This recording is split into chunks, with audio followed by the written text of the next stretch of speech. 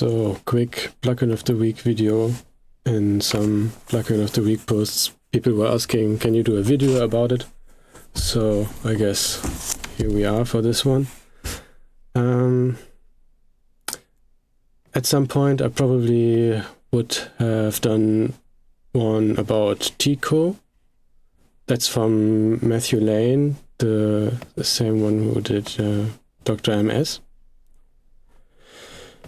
So this is some like simplified automatic compression / EQ harmonic thing with some mix knob.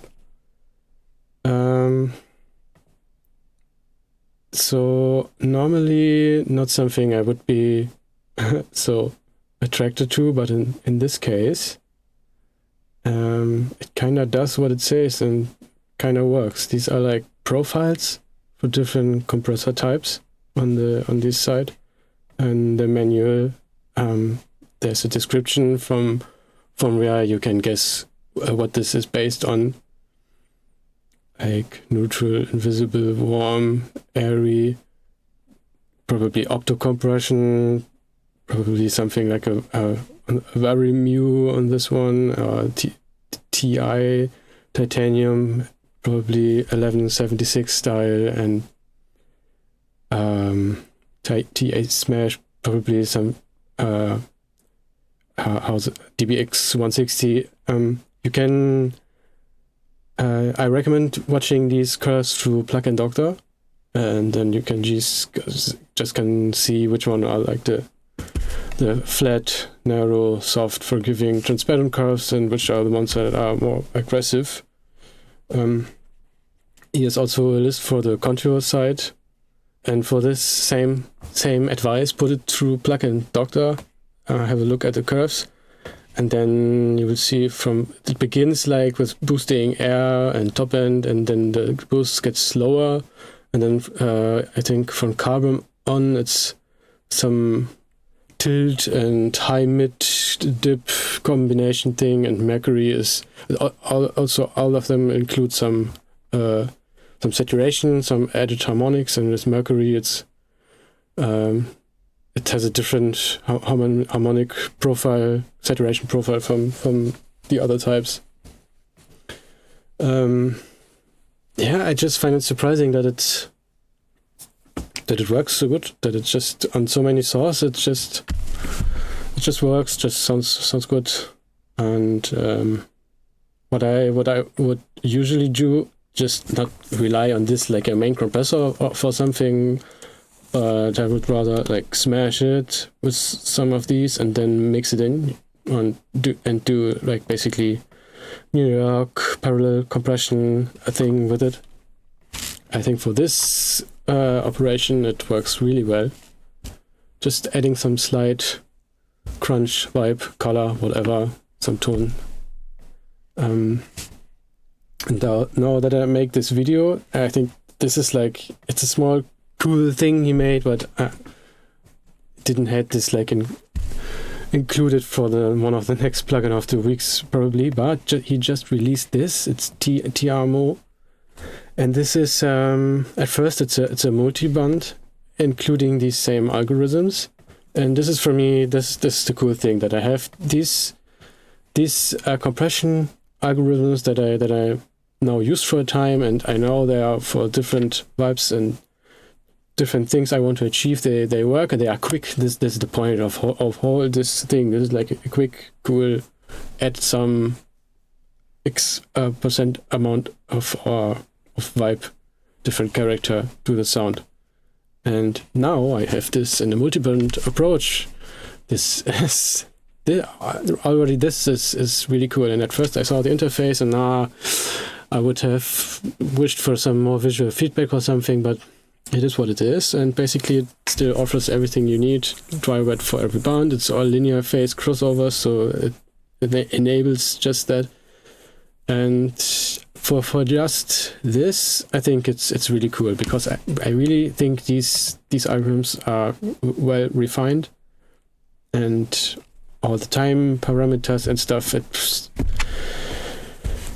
I didn't have to use this on any other sources, but for Psytrance and Psytrance stuff, I use this quite a lot, and it surprises me all the time that this is so good. One knob, two knob thing. Normally not something I would be so interested in.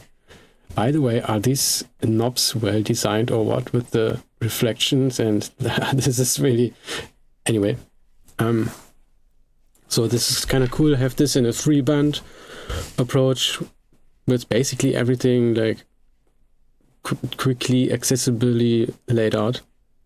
And now, like, the actual point of this, what I haven't used it in a few days that I was testing it now, is that each sidechain for each band can be triggered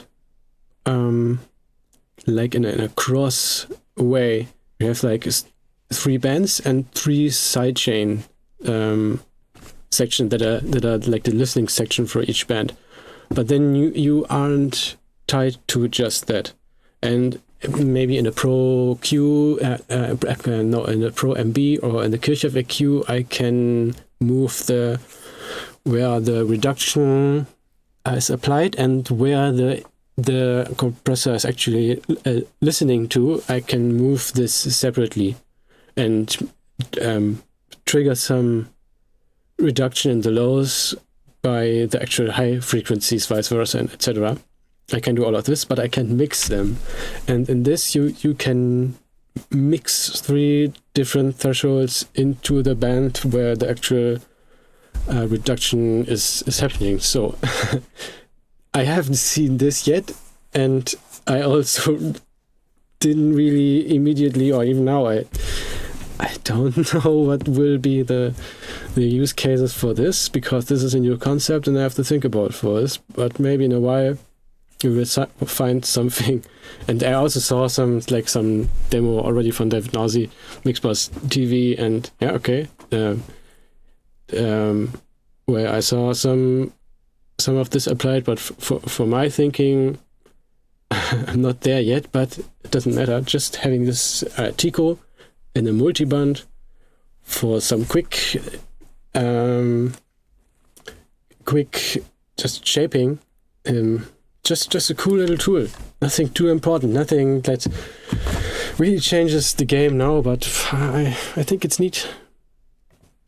And I just have these 2. I don't know if I will buy this, because I have this actually in the subscription for Mathew Lane, but because I haven't actually bought this yet, I just went with the $5 description, which gives this also Studio Delta, the Dr. MS in 1 knob version, which is also sometimes pretty cool and quick, and also includes these 2. And yeah, I have been stuck for a while on this, so I had the chance to check this out immediately. And I really like this, so I think when I go off the subscription, when I will buy this, I have to buy this too. So, and having some like unique. That's another one I wanted to say in this video. No, I'm not limited to like 2,200 characters. It's stuff like this that is, okay, this is a new concept. I have to learn this. I really like that we can now like this bounce in play, do this bounce in play stuff with Ableton. That best case is when you have it just as one clip. Just did this for the presentation.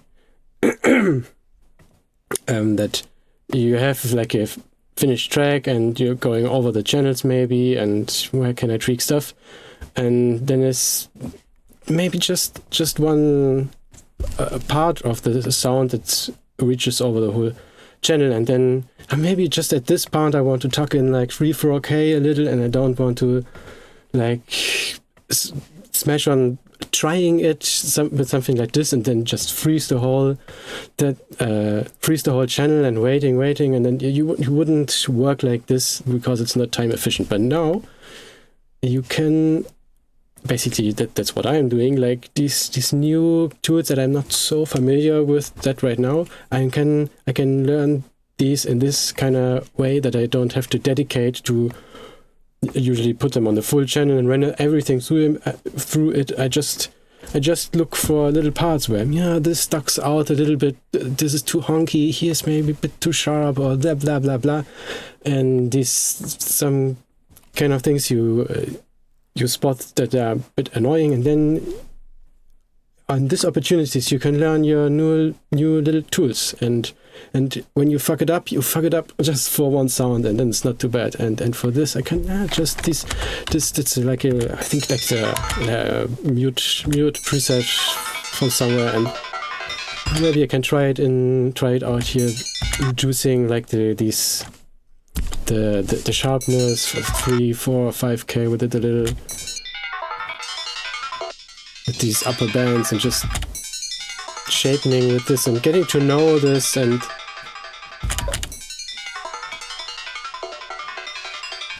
then you can really lean in and try out, and then just okay, I'm done with it, and render just this like Control B, zack, rendered. And then like this I went through the tracks now and just fixed and corrected just like little individual specific clips without having to dedicate my whole processing to the whole channel. Basically just another rabbit hole you will fall into. That's what I'm saying. But yeah, fuck it, we love it. And this enables so much, like, it's just another new stage of, okay, let me tweak on a this is the word I didn't get. I would like going in an object-based view from where can I apply some tweaking. Okay, yeah. TiAmo. Now you have the different algorithms. Yeah, you can do the makeup, dry wet for each band. Simple multiband in the end without the like this cross thing, but just these compression algorithms work. And if you dynamically reduce a band with Pro Q, you also now with Pro Q4 you have attack release, but for quite a lot of years people were just using automatically attack release times for their dynamic bands in Pro Q, and this works, and you can really tweak this, like it just use the right transfer curve and find out like the attack release times that work on most jobs and for most material, and this kind of proves that one-up stuff can be quite useful.